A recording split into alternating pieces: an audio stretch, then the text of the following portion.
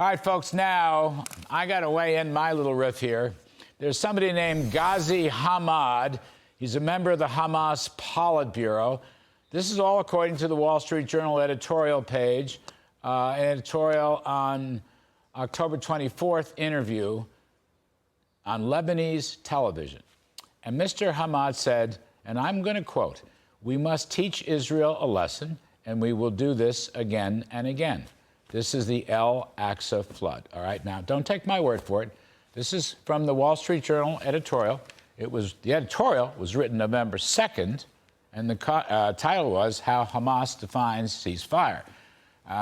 What Hamad said was about a week earlier. Hamad also said, and I'm going to quote, "We are the victims of the occupation, period. Therefore, nobody should blame us for the things we do." On October 7th, on October 10th, on October 1 millionth. Everything we do is justified, okay? This guy is from the Hamas Politburo.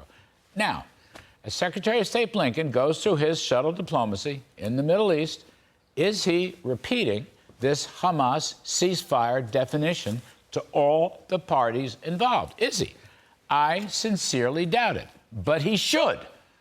Mr. Blinken seems to be telling everybody what they may want to hear. This is not the best way to go about clear, effective diplomacy. Better to have one big point you can deliver on rather than 5 or 6 secondary points over which you have no power. Now, the big point in Israel, it's a hostage release. Prime Minister Netanyahu has suggested a temporary pause if all the 240 hostages are released. Okay, trouble is, that's apparently not the way Hamas defines a ceasefire. So that doesn't look much like a deliverable for Mr. Blinken or his boss, Mr. Biden. Now, besides the terrorist cutthroat statements of Hamas Hamad, a Politico article suggests Blinken thinks he might get a ceasefire from Israel without a hostage release. All right, I'll read this again. I mentioned it to Brett there. The money quote from Politico. U.S. officials believe that Netanyahu may soften his opposition to the pause idea if he can be convinced that it is in Israel's strategic interest to ease the plight of Palestinian civilians in Gaza, end quote. Now, it seems to me this is exactly what Netanyahu should not do.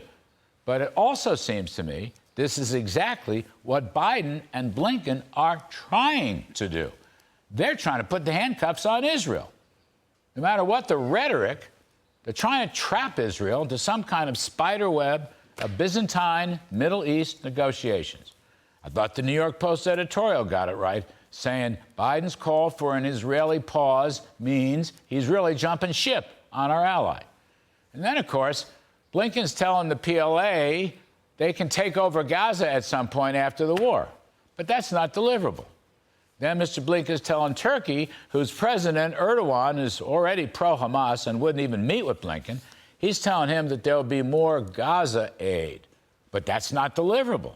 Then he tells folks in the U.S. is committed to the realization of Palestinians' legitimate aspirations for establishment of a Palestinian state. Once again, that is not deliverable. He's telling everybody the U.S. can restore calm and stability to the region. That is not deliverable. Then Blinken goes to Baghdad, and then he tells Iran to stop widening the war using Joe Biden's misbegotten phrase, don't. But 38 Iran-sponsored attacks on U.S. military assets later, Biden hasn't lifted a finger to fight back. Then the business of easing the plight of civilians during the wartime. Now, there's an important piece in Investors Business Daily, Tips, Insights, by Mr. Daniel Pomerantz. He's an expert in international law. He's a lecturer at Reichman and Bar-Ilan universities in Israel. And he's also the CEO of Reality Check, which is a nonprofit NGO dedicated to clarifying global conversations with verifiable data. Now, hear this out. He argues that Israel's war campaign against Hamas demonstrates, quote, incomprehensible restraint, end quote. His data? Israel has struck over 11,000 terror-related targets in Gaza since October 7th. Now, the Gaza Ministry of Health, if you can ever believe them anyway, they claim that Israeli strikes have killed over 10,000 people in Gaza over the same period. Now, that would mean that Israel has killed, on average, less than one person per strike, and 10% of the strikes have killed no people at all. And he argues that represents an astonishing degree of precision and restraint. Now, of course, war is hell. War is costly. But there are just wars, and this is one of them. So I would just suggest that Israel reject the voices of defeat or so-called strategic priorities that might work for other countries, but not Israel first. The IDF has great momentum. They have already split Gaza in two. The tide is with them. Don't let anybody interrupt this battle. It's a battle for the right of Israel and for Jewish people to exist in the Middle East and anywhere else around the world.